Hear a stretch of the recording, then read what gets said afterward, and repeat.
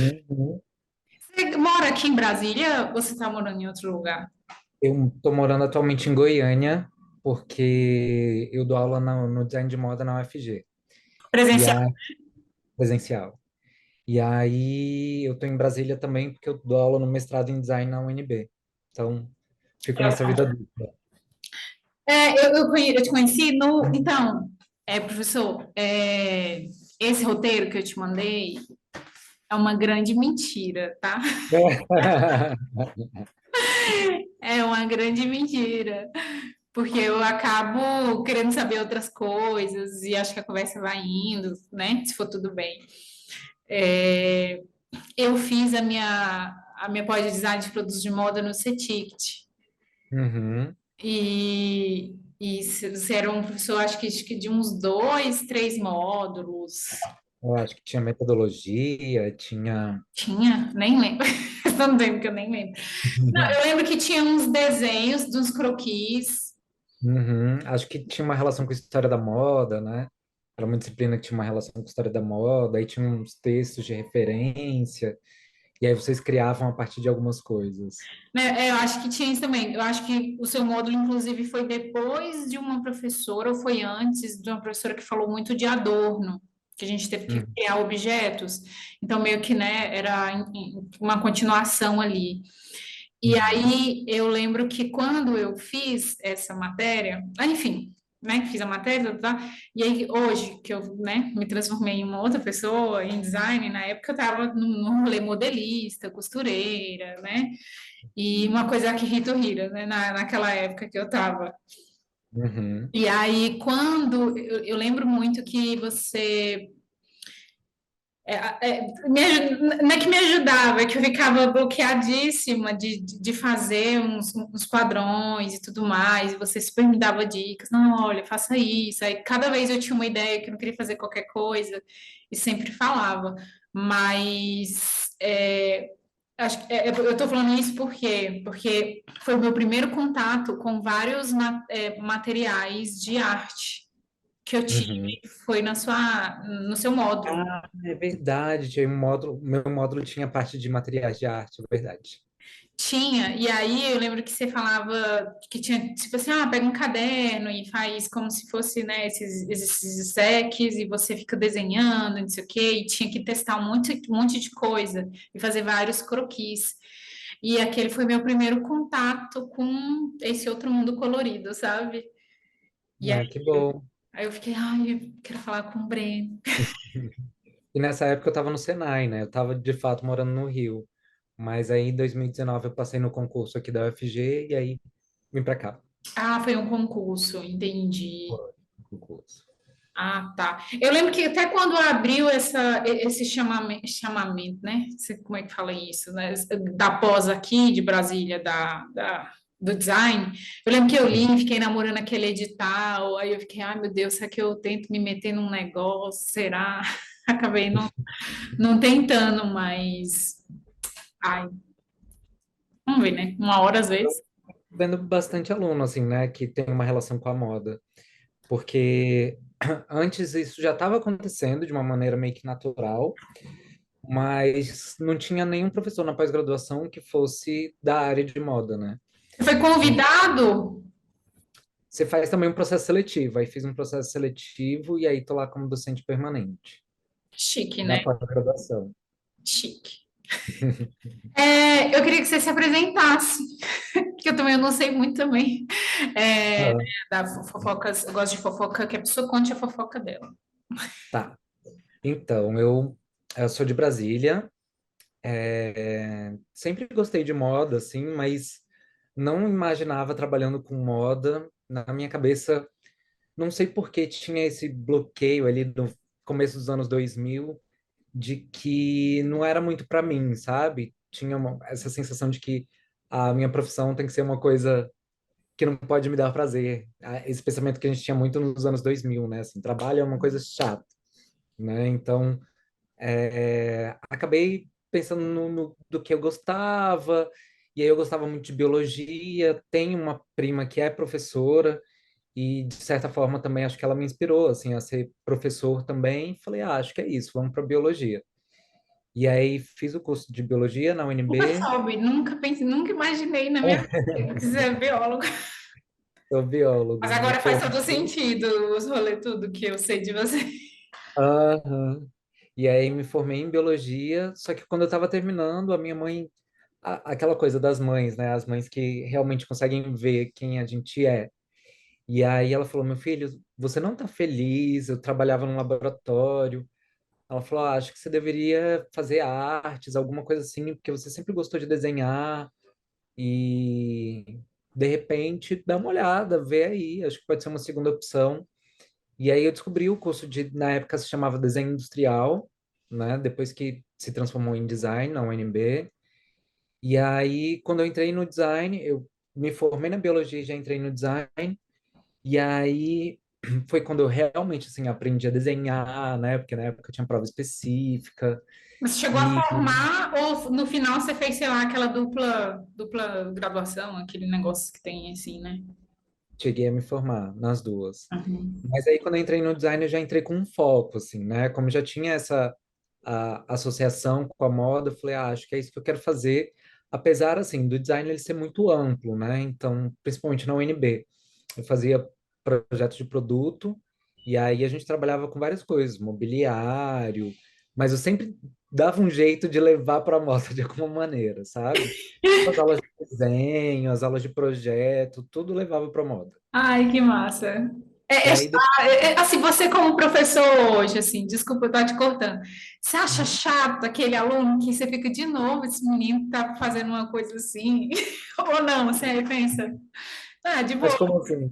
Em que Não, sentido? isso que você está falando, que tudo você levava para um rolezão da moda. Ah, sim. E aí você hoje, como professor, às vezes você vê aquele aluno sempre com matemática, sempre um negocinho, você pensa, ai, gente, de novo isso.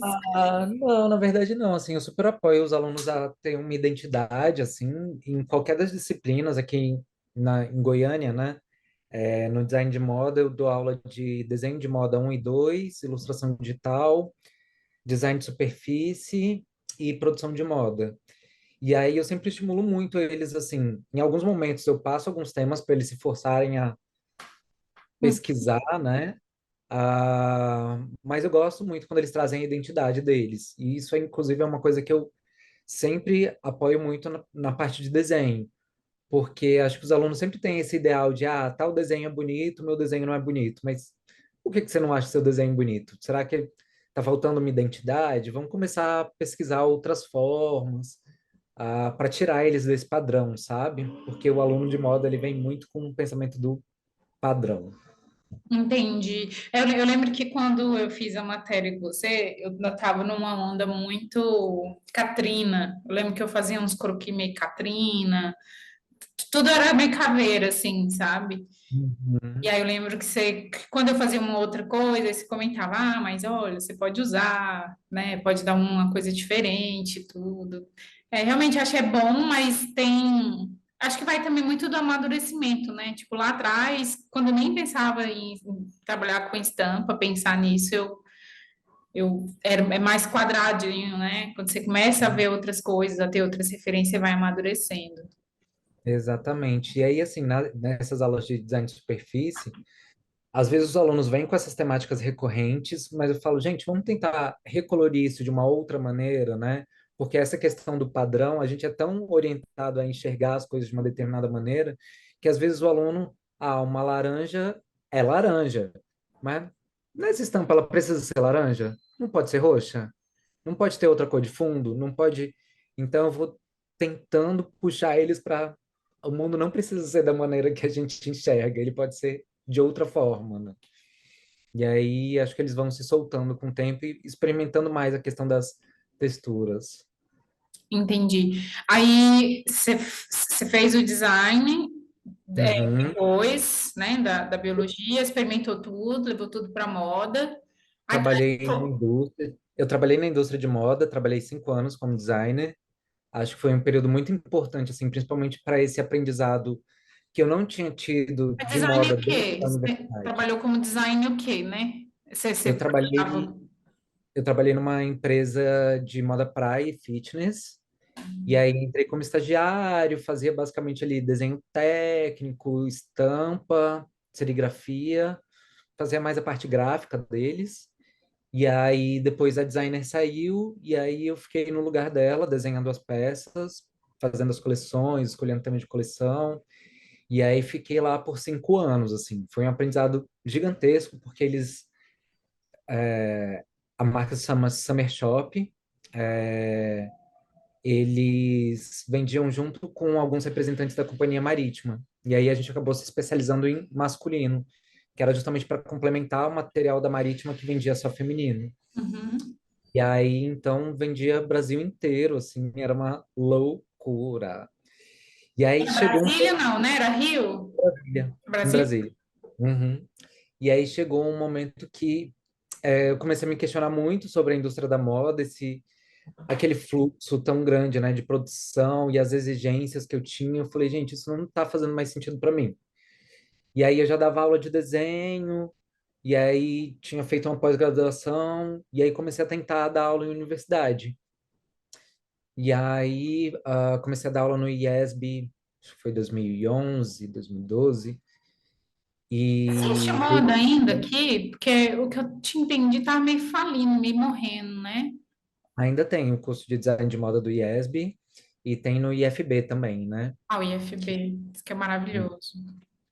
Dei aula lá também como professor substituto, já rodei os cursos de moda. Brasília, do Rio. Aí, como que, aí foi aí que você começou a entrar nessa vida mais acadêmica. Eu Isso. quero Foi saber onde que a sua pesquisa se encontra. Eu quero ver onde que elas desaguam no mesmo local. assim que eu comecei a trabalhar no IESB, eu entrei lá para dar aula no design de interiores e na arquitetura. Chique. E aí, assim, acho bom, assim, minha formação ter sido em design de produto, justamente porque eu consegui atuar em vários cursos diferentes, sabe? E aí eu estava percebendo que uma pós-graduação, assim, foi importante, mas ainda era pouco para mim. Eu queria fazer o mestrado.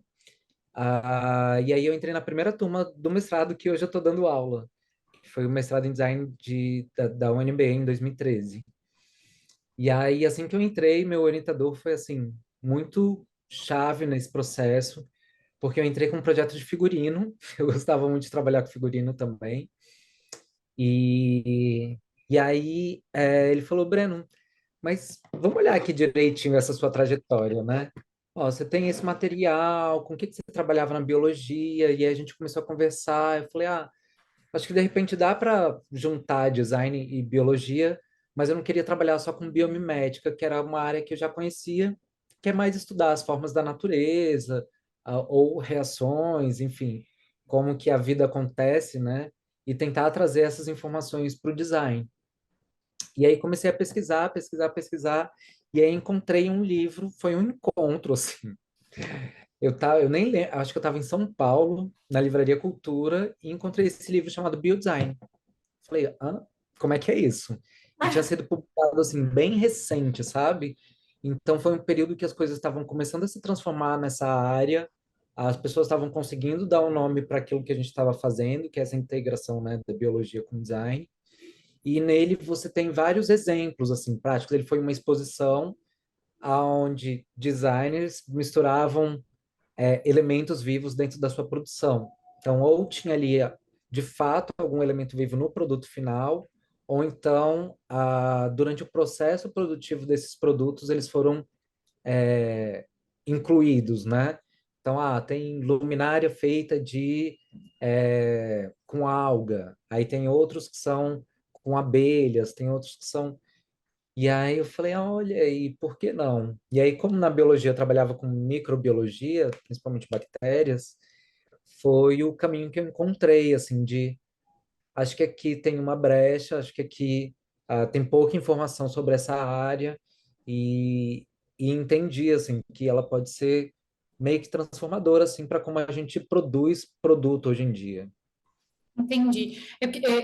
No meu imaginário, que nunca me aprofundei assim, né? Eu até estava aqui focando no seu site, ali no seu link da bio. Uhum. Eu tinha a impressão que tinha alguma coisa relacionada com pigmento. Isso. Ah, E aí, tem? justamente, Ah, não tô tem. voando. Ai, que bom, porque Não. toda a informação que eu tinha antes, o que acontece? Acabou que no final dessa pós do CETICT, eu fiz sobre Uhum, tingimento natural. E aí eu uhum, fiz com a Maibe um monte de curso, virei a bruxa das plantas, não sei o quê. uhum, Rolezão. E aí eu lembro de ter visto coisa sua falando disso, só que era com micro-organismo, não sei o quê. E alguém, e, quando eu fiz um curso de costura, tinha uma menina lá que te conhecia ou sabia da sua pesquisa, alguma coisa assim. E ela falou, uhum. aí você tá aí falando, eu falei, gente, então é outra pessoa. Só que não, que bom, né? É a mesma pessoa. É muito legal, assim, também quando o trabalho ele vai ganhando uma maturidade, né? Já tem 10 anos que eu entrei no mestrado. E aí as pessoas começam a conhecer mais a sua pesquisa, o que que você faz. E aí, de fato, assim, quando eu encontrei o biodesign, eu falei, não, tem que trabalhar com bactéria que é o que eu sei trabalhar. E aí conversei com uma amiga que é bióloga, ela tinha essas bactérias, mas ela não tinha o propósito de utilizá-las para tingimento. E aí, durante o mestrado, fiz justamente essa pesquisa de tentar Uhum. entender esses pigmentos que são produzidos por bactérias, eles podem ser utilizados para tingimento. E aí deu super certo, assim. Ah, algumas pessoas me desencorajaram, outras falaram, não, vai lá, se der errado, é Não já resultado tem, né? também. O não já tem. Então, me joguei e continuo fazendo isso até hoje, assim, acho que das minhas pesquisas, eu gosto muito da área de biomateriais, em geral, mas eu me dedico mais a essa parte dos pigmentos naturais. E Hum. aí conheci a Maib também, na época de pandemia, É muito alguma- fofa, né? a gente fez um simpósio juntos, foi bem legal. Sério? Ai, nossa, é muito legal. Eu tô criando coragem para convidar ela para me dar entrevista. Eu tô pensando, ela vai me dar um não bem grande. Ela é a fofa, né? Que ela é super ocupada, mas enfim. Só uma pergunta que senão vai ficar me remoendo aqui. Só que você pode, que eu sou bem leiga sobre as pesquisas, mas esses pigmentos que a gente tem nas plantas, né? Que a gente faz, essas bruxarias, é de micro-organismozinhos? É de coisinhas? Assim, eu sei que é Não, uma coisa muito ampla, aham, eu esses que a sei. gente encontra na natureza, Pode falar. esses que a gente encontra principalmente em alimentos vegetais, eles são bem distintos dos que a gente trabalha com as bactérias, né? Assim, a Hum, origem é completamente diferente. Mas o que eu tenho visto é que o processo, depois que você consegue o pigmento, é praticamente o mesmo, né? Então, ou de fazer o tingimento a quente, ou de fazer a frio, a questão dos mordentes, isso tudo aí é bem similar. O tipo de fibra que aceita melhor um pigmento vegetal, né? Normalmente é o mesmo que recebe melhor um pigmento bacteriano. A grande diferença é que, assim, eu gosto muito do tingimento vegetal, mas a gente tem que ter toda uma questão de um extrativismo que seja feito da maneira correta, né? A gente não pode simplesmente ir ali cas- catar a casca da árvore e levar para casa, não é assim. Então, o que às vezes eu tenho um pouco de receio no tingimento vegetal é a gente estimular muito essa prática, mas acabar uhum, também estimulando uma degradação da natureza, né? Então, tem que ser feito de uma maneira muito particular, assim. Já tenho visto as florestas de moda, que é justamente para você ter um sistema de permacultura, extrair aquilo no tempo correto. E com a bactéria, não. Com a bactéria é muito mais prático, porque eu consigo produzir um volume de bactéria que eu precisar a qualquer momento, né? Então a gente coloca elas para crescer no meio de cultura. Claro que tem ali os nutrientes que a gente tem que dar para elas, o tempo de crescimento, oxigenação, ou não, tem algumas que crescem melhor sem oxigênio ou sem estar em contato com a luz. E aí você consegue produzir um volume maior em laboratório, né? E uhum, aí as bactérias elas funcionam assim como a gente utiliza, né, bactéria e fungo para fazer fermentação na indústria alimentícia ou na indústria de remédios. A gente pode colocar essas bactérias também para crescer em fermentadores. E aí você faz isso em grande escala, assim, é algo que já está acontecendo, assim, as pesquisas naquela época, né, em 2013, quase não tinha nada sobre o assunto, e agora já tem empresas na Europa que estão especializadas em produzir pigmento bacteriano para Ah, aplicação na indústria têxtil. ai, que legal. Ai, obrigada. Deu uma alumiada aqui. E vamos falar um pouco sobre processo criativo. Uhum. Eu tenho muita curiosidade de saber como que a gente chega lá no final de um produto. Às vezes a gente vê um artista e a gente, né, no mundo instagramável, você só vê o pronto, né? Aí depois começaram os rios mostrando ali, e ainda assim é bem trabalhoso, né? A gente acaba às vezes gravando só um pouquinho. Mas eu queria saber como que, assim, na verdade, sim, porque eu acho que é mais difícil, que eu fico pensando assim, de ser acadêmico, né? Mas assim, o que que você gosta de criar hoje? Assim, Nossa, boa pergunta. como o ser criativo, assim, como que você, porque eu só conheço a sua vertente, né, educador e tudo mais, mas estou falando assim, quando você está ali, nossa, preciso criar, porque, né, é um combustível também, eu imagino, né, para você que tem que lidar com, né, várias outras coisas. O que que você gosta de criar hoje? Então, hoje em dia, assim, acabou que minha vida foi se transformando, né? Como agora eu estou trabalhando mais na área da academia, eu estou muito mais pesquisando do que criando.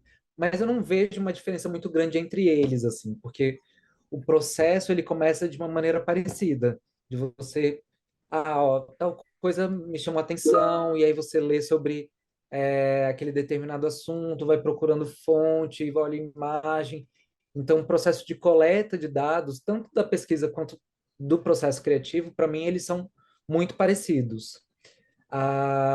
Ainda hoje, assim, né? Porque tem alguns designers que eles acabam se tornando professores e trabalhando só com pesquisa. Uhum. Mas ainda hoje eu vejo uma necessidade muito grande, assim, de, tô vendo que tal pigmento eu consigo extrair ele, consigo fazer tingimento, mas eu preciso materializar aquilo, sabe? Não só ficar na parte experimental.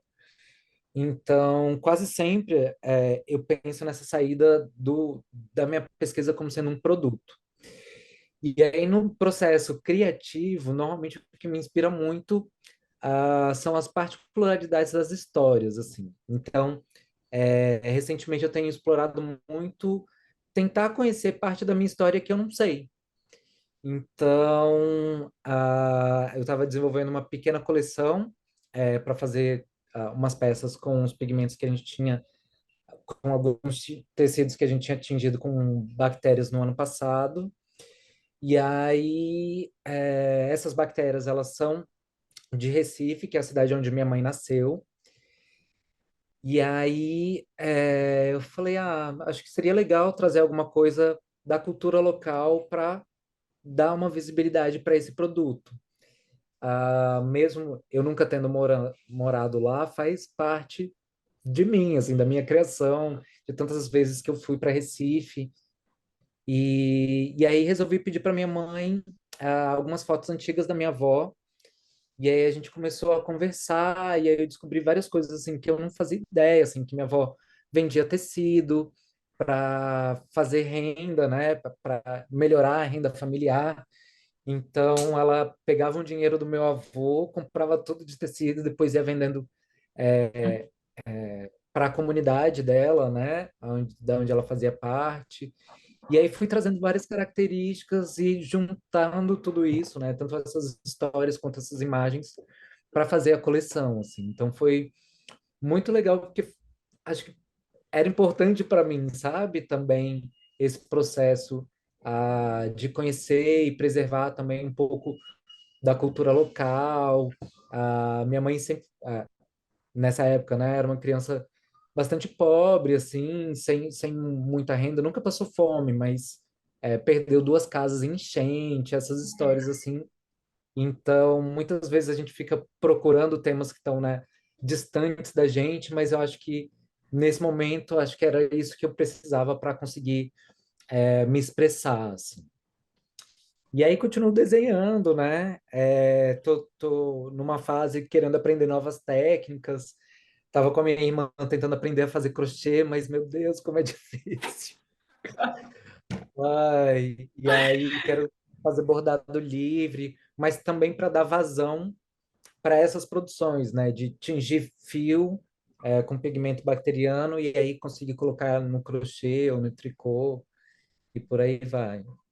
Tem uma Justa Trama, você conhece, né? Ou não? Uhum. Aí eu lembro que nessa época da MAIB, na minha vida, e da pós e tudo, nossa, eu tava nossa, vou comprar um monte de tecido cru, vou fazer não sei o quê, não sei o quê, não sei o quê, tá ali na minha gaveta, um monte de tecido, que acaba que, igual você falou assim, a matéria-prima, você, como é que você vai fazer? Vai entrar ali na flama, arrancar um monte de coisa, ser presa depois, não tem como, né?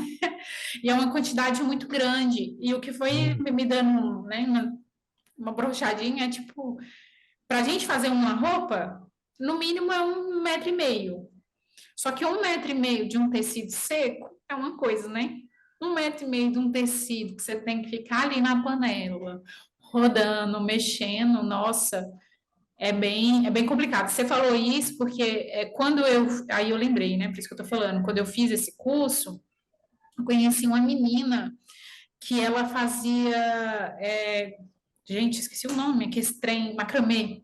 Ela fazia macramê e a ideia dela era tingir de pigmento natural, né? Aí ela pegava fibra natural e tal e fazia um monte de coisa. Nem sei como tá o rolezão dela, mas é muito legal, né? Quando a gente junta duas coisas assim, né? Que são, igual você falou, quando a gente vai pesquisando da gente, o que a gente gosta, às vezes se apropriando de uma técnica, sei lá, que minha avó fazia isso, alguém fazia isso, eu acho que dá um resultado muito mais genuíno, né, e verdadeiro, e que conversa mais com a gente do que isso que você falou, da gente ficar correndo para olhar lá do outro lado do oceano, o que que a outra pessoa, né, acha que é interessante, ah, não, tá, agora o momento é isso, então assim, a gente tem que se atentar a isso, porque senão, tá, tá, tá, tá, tá. Eu acho muito interessante isso.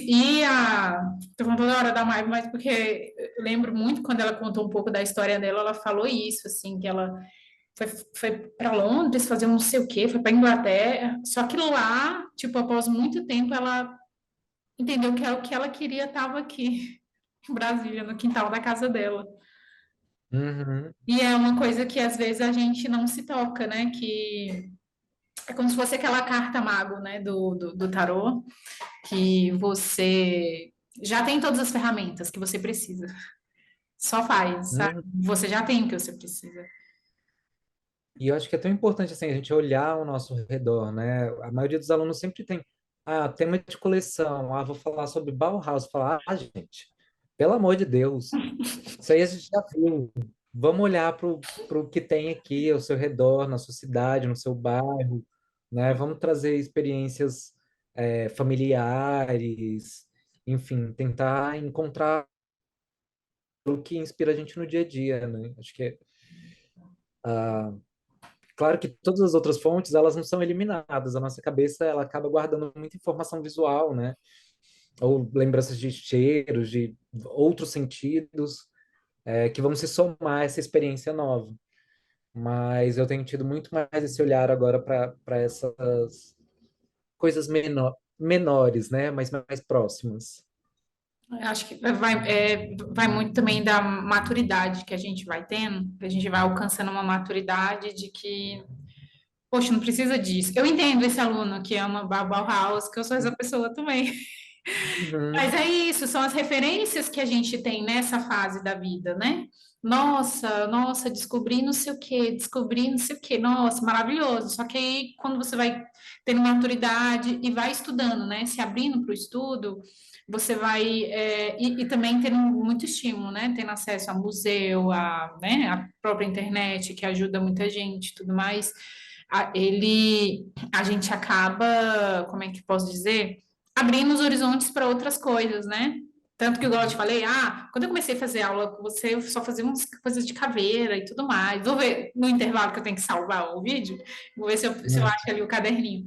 E hoje eu faço uma coisa totalmente diferente. A minha logo, ela tem uma caveirinha e tudo que eu gosto, mas, enfim. Esse processo ele é importante, né? É um processo de autoconhecimento, assim, de quais são as suas referências, é, já fiz muitos trabalhos assim com temas repetitivos, né, que todo mundo faz também. E como você falou, acho que é a maturidade mesmo do seu processo de criação, né, e das coisas que te inspiram. Você falou dos museus, assim, eu sou o chato dos museus. Eu saio de férias com a minha família, todo mundo fica, não, pode ir lá, vai lá, a gente conta você depois. Ah, tá, achei que você ia falar que não gostava, aí eu ficava, tá Não, eu fora do adoro. personagem. Eu pensei assim, ué, tá fora do personagem. Então, é o tipo de lugar que eu sempre vou, eu gosto de ver coisas diferentes. E não só museus, é porque a gente fica também com essa impressão de que o museu grande, né, é o museu que pode trazer inspiração para gente, ou de uma arte mais clássica, mais tradicional. E acho que, pelo contrário, às vezes tem espaços culturais, galerias pequenas, de artistas assim, né, que não tem tanta Locais, expressividade, né? artistas mais locais. Aqui em Goiânia, até final de semana passada, eu fui numa pizzaria e aí eles vendem as obras de arte que ficam na parede da casa e que são feitas por artistas locais. Que legal. Então, acho sensacional, assim, sempre estou vendo coisas, né? Aí você falou aí, eu lembrei do um menino famoso, só que esqueci o nome dele, que ele é do Cariri. E aí teve uma época que ele. Sávio, Hã? Sávio. Não, é um menino de humor, famoso, isso. É de humor. Tá, eu achava que era do design. Não, ai, mas me manda. Mas enfim, Tá. esse menino peregrinou várias coisas pelo Cariri ali, pelo sertão, e eu fico, gente, eu preciso fazer uma excursão ali. Eu também quero ver, porque eu acho que isso também é muito bom, né? É muito mais valioso, às vezes, eu penso assim, sabe? É massa você ver aquele cara que você estuda no livro, né? Que fez você ter esse primeiro romance com a arte. Mas eu acho que quando você nada ali naquela outra coisa, ai, é tão bom, né? E você falou sobre processos, né, criativos, assim. Eu gosto muito de processos experimentais, assim. Claro, tem alguns métodos tradicionais. Como que você faz para pintar um desenho? Você usa essa técnica. E aí eu gosto muito de, tá, mas e se eu não quiser usar essa técnica? Se eu quiser experimentar com outro tipo de material, será que é possível? Então, eu tento estimular isso muito nos meus alunos, assim, porque claro que né, nessa questão da indústria da moda existe uma maneira de criar uma coleção, quais são todas as regras, como que você escolhe cores, como que você faz Uhum. as estampas, como... Isso tudo já está ali pavimentado, já é um conhecimento que todo mundo tem da indústria, né? E como que a gente faz com que ela aconteça e que dê certo o desenvolvimento de uma coleção. Mas eu acho tão legal quando o aluno fala, professor, eu estou desenvolvendo essa coleção aqui, mas eu estou com esse tecido. Então, eu vou primeiro experimentar na molagem, e aí eu vou ver quais são as formas que eu consigo. Eu quero trabalhar pintando, fazendo minhas estampas direto no manequim, desenhando em cima do manequim.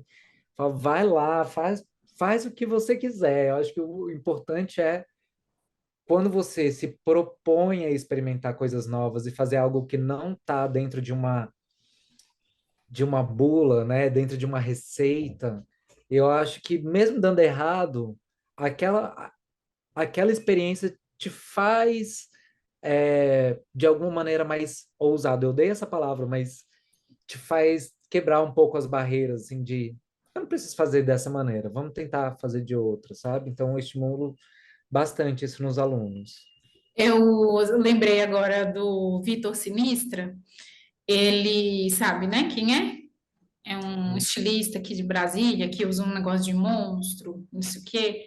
Aham. Eu fiz uma entrevista com ele, ficou péssimo, me humilhei lá, ai, por favor, grava comigo de novo e tal, mas enfim, ele falou para mim assim que ele geralmente ele não testa as coisas antes. Ele achou um material, viu um não sei o que no meio do chão, não sei o que, ele já vai testar para fazer real, assim, tá valendo já tá valendo. Uhum. Sabe, aí ele fala, nossa, no meio do caminho não dá certo, eu vou fazer dar certo. Aí ele arruma um jeito, dá um golpe de dar certo e tudo mais. E aí dentro disso, né, por isso que eu tô falando isso que eu lembrei, quando você passa, por exemplo, alguma coisa assim para os seus alunos, tá? Mas assim, dentro desse processo é que você citou seus alunos, né? Mas você testa antes de propor uma coisa muito maluca?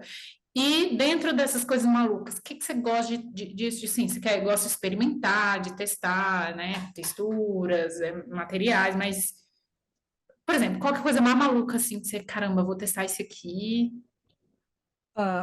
Na verdade, assim, a maioria das. Quando eu vou ensinar, né, algum tipo de técnica na graduação, normalmente gosto de experimentar antes para ter pelo menos ali uma margem de, ok, pode dar certo.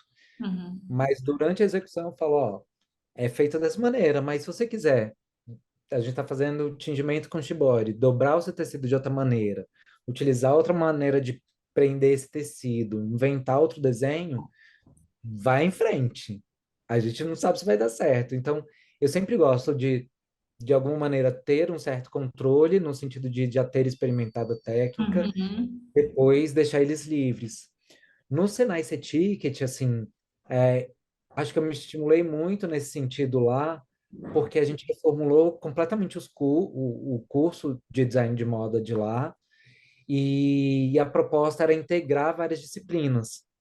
E aí tinha uma disciplina, que eles não chamam mais disciplina, que juntava desenho de moda, história do design, e tinha uma terceira disciplina que que era alguma coisa de informática. E aí isso tudo virou uma nova disciplina que tinha, ao invés de ter, sei lá, 4 créditos, essa disciplina tinha 12 créditos. E aí a gente não podia ensinar da mesma maneira que a gente está habituado. Tudo era feito na base dos projetos curtos. E aí nesse período, acho que foi o período mais experimental, assim, ó, a gente vai falar sobre anos 20, 30 da história do design. A gente vai falar sobre o começo de uma transformação do papel da mulher na sociedade, e a gente vai falar sobre tal parte do desenho de moda, e a gente tinha que juntar tudo isso e fazer dar certo, sabe? Então, acho que foi o período que eu mais experimentei com os alunos e tive excelentes surpresas, assim, sabe? De produção de vídeo, porque tudo também com a tecnologia, com o avanço da tecnologia, ficou mais fácil, né? Então, hoje em dia você não precisa mais ensinar o aluno a fazer uma edição de um vídeo. Ele vai baixar um software, um aplicativo e vai fazer e te entregar. Eu só tentava dar algumas ferramentas, assim, como se faz um roteiro, como é que se uhum. conseguirem ter ali uma certeza maior do que eles estavam fazendo, mas o processo era bastante experimental. Breno, eu queria te perguntar aqui, sucintamente, como você, que é uma coisa que, né, é um problema para todo mundo. Inclusive, né, você deve passar por isso. O que que você faz e como você ajuda seus alunos e tudo, mas assim, principalmente você, a ter esse desbloqueio criativo. Então, eu nunca acreditei muito em bloqueio criativo, sabe? Eu acho que várias vezes a gente está cansado, a gente está sem inspiração, sem vontade. Acho que em vários momentos o nosso cérebro ele trabalha de uma maneira que a gente não consegue entender, né? Então, eu diria que o bloqueio, talvez seja muito mais nesse sentido, assim, peraí, será que eu estou bem mesmo, né? Será que não está faltando alguma coisa aqui para que de fato eu consiga voltar a ter essa energia, essa vontade, né, de pesquisar? Porque às vezes a gente tem algumas travas que a gente não está percebendo, né? Então, o aluno está desenvolvendo uma coleção e não consegue ter ideia. Talvez seja faltando referência, né? Então, o que normalmente eu faço é, primeiro, tentar entender como é que está minha cabeça. E aí, se tiver tudo bem, vou traçar outras estratégias. E aí, estando tudo bem, é sempre importante, né, para o processo criativo, as coisas elas não acontecem de um momento para o outro. Isso também é uma coisa muito recorrente, assim, de uma problemática do aluno, que é querer resolver tudo numa sentada, sentei e resolvi. E, Uhum. na verdade, assim, o processo criativo, ele é um processo. Então, tudo que o aluno me entrega no primeiro momento, eu falo, não tá bom. Não tá bom porque eu sei que você consegue fazer muito mais do que isso. Ai, que Porque, chato. realmente, a primeira vez que a gente está experimentando, a gente quer que o primeiro resultado ele já seja 100%. E ele E quase sempre essa primeira resposta, né, esse primeiro desenvolvimento de um produto, de uma coleção, seja lá o que for, ele normalmente é aquilo que já está muito latente na nossa cabeça e a gente só está ali extravasando ideias, né? Então, acho que é muito importante ao longo desse processo você ter algumas pausas. Então, fiz um pouco, dou uma pausa, a gente precisa arejar aquelas ideias. Depois eu volto, olho de novo, falo, tem alguma coisa boa aqui? Tem, mas acho que a gente pode utilizá-la de outra maneira. E aí, acho que o mais importante, né, desse desbloqueio é o processo de pesquisa.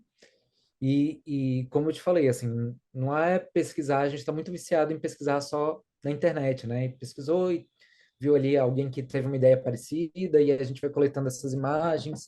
Eu trabalho muito com painel de inspiração até hoje, meus mood boards. Eu acho que eles são essenciais, assim, mas entender que esses mood boards, eles podem ser mistos, eles podem ser imagens que eu coletei na internet, coisas que eu estou vendo no meu dia a dia, coisas que eu estou experimentando com material, né? Então, acho que esse desbloqueio, ele vem justamente pela pesquisa e pela prática, sabe? Constante, Isso, até você conseguir chegar em algo definitivo. isso que eu ia te perguntar, se você, como é que fala? Incentiva o manual nessas coletas. Porque às vezes eu acho, por exemplo, tiro de mim. Às vezes eu fico vendo tanta imagem no Pinterest, não sei o quê, e eu já cansei de ver as fotos, eu não vou fazer mais nada. Entendeu? Uhum. Eu canso Eu acho que disso. é isso. Aham, acho que o bloqueio vem disso, né? Como eu estava falando, às vezes é a parte mental que não tá legal, né? E você tá ali vendo só a mesma coisa, a mesma coisa, a mesma coisa, e você acha que teve uma grande ideia, sendo que eu acho que hoje em dia você criar uma coisa nova é meio quase impossível, é muito difícil, né? E eu entendo que o processo criativo ele é muito mais uma coleta pessoal de referências de diferentes fontes que você mistura tudo e pode dar certo, né? Então, pensando na ideia da receita, às vezes você tem alguns ingredientes, mas você não sabe o que que pode resultar no prato, né? E aí, experimentando, dosando, selecionando melhor, esse aqui talvez não seja bom usar. Acho que dessa maneira a gente consegue ter um produto melhor no final. Dentro disso que você está falando, eu olhei aqui uma pergunta, né? Acelerando. É, então, é porque às vezes eu acho que quem é da academia considera esse processo mecânico. Só que quando eu Uhum, estou conversando com você, eu estou achando que você não. Eu acho que você sabe a receita, só que você não uhum, gosta de usá-la. Assim, é tudo que eu acho, é tudo que eu acho. Assim, eu tô pensando assim, que bom, porque ele vai experimentar outras coisas, não vai usar a receita. Mas a hora que ele não estiver conseguindo não sei o quê, ele vai saber que aquela receita vai dar certo. Tipo assim, ele vai conseguir entregar. Você uhum. é essa pessoa mesmo que eu criei aqui. Então, meu ascendente é virgem, né? E pelo meu ascendente ser virgem, eu sou muito organizado assim com as coisas. Então, quando eu falo, né, de receita, de protocolo, isso vem também lá da biologia, porque a biologia é muito mais quadrada, né? O método é assim, você tem que usar ele exatamente daquela maneira, se qualquer coisa mínima sair ali do controle, dá errado. E aí foi difícil para mim, assim, quando eu entrei no design, entender Não, que existia a fórmula, porque eu só usava a fórmula, porque eu sabia que daquela maneira ia dar certo, ia dar certo, ia dar certo. tive que desconstruir uma coisa, né? Mas eu acho que isso me impedia de conseguir alcançar lugares que eu não chegava antes, entendeu? Então, eu tenho o lado da receita, mas na prática acaba que eu sempre estou ali dando um jeito de, vamos fazer isso aqui de uma maneira diferente para ver o que que Ah, vai não, que eu resultar. acho que é bom, né? Uhum, Eu acho que você, igual você fala, poxa, esse aqui vai, né? Testa. Que às vezes leva por um caminho que você não imaginou e você conseguiu alcançar, às vezes, um pouco diferente, mas deu certo, né?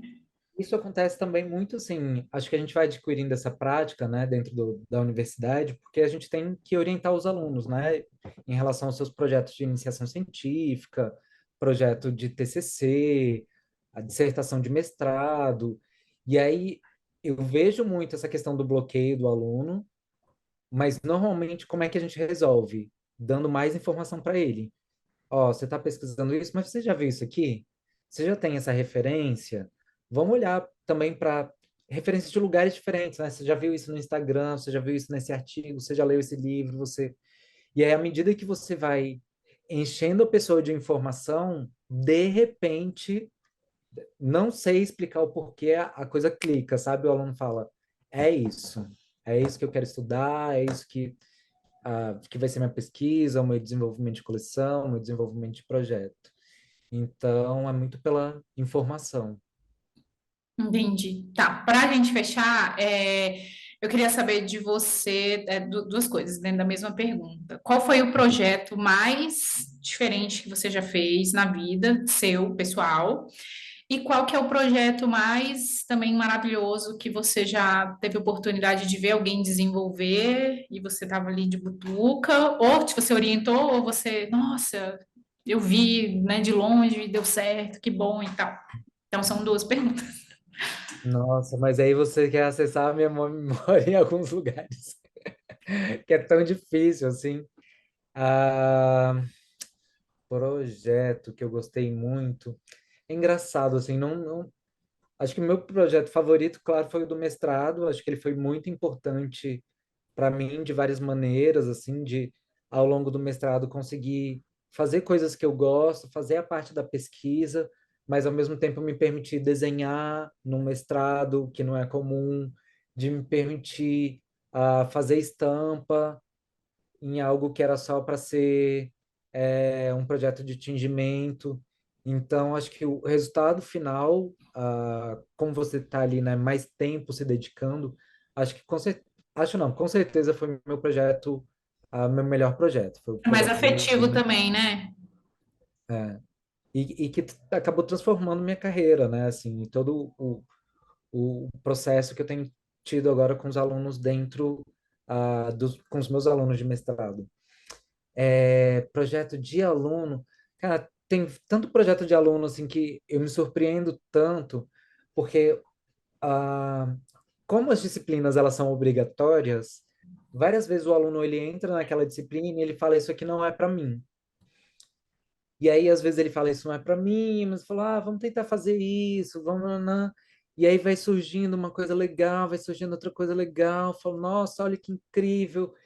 Então, eu tenho visto vários trabalhos muito bons de alunos, e aí eu gosto muito de estimular eles, e não só na produção, mas também na venda, assim, falo, olha, isso aqui ficou muito lindo, você consegue fazer um outro desse para mim? Então, eu tenho muita roupa de aluno, muitas... Ai, que legal. Eu tenho um kimono de lã, eu tinha esse tecido parado há um tempão, e aí pedi para um aluno fazer a modelagem, a costura, que é uma parte que ele gosta muito, e, nossa, ele faz tudo muito bem feito. E aí depois procurei outra aluna que estava no design de superfície, que sabe fazer bordado. Ela fez um bordado lindo para mim nesse kimono. Então, assim, acho que é muito difícil falar assim de um projeto de aluno que, cara, esse projeto foi incrível.